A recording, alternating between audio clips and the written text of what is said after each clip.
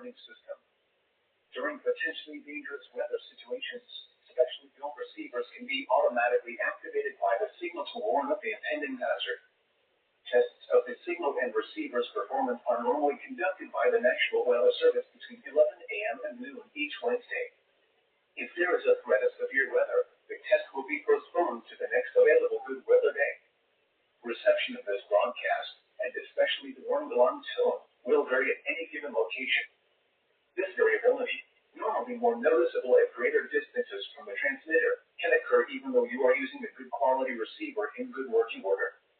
The warning alarm tone will be activated for hazardous watches and warnings for the following counties: Champaign, Clark, Delaware, Fairfield, Fayette, Franklin, Greene, Hocking, Knox, Licking, Madison, Marion, Marl, Muskingum, Perry, Pickaway, and Union.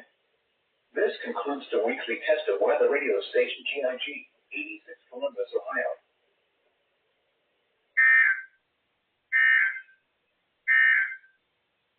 Flood watch remains in effect until 1 p.m. this afternoon. Southwinds 10 to 15 miles an hour. Chance of rain 50%.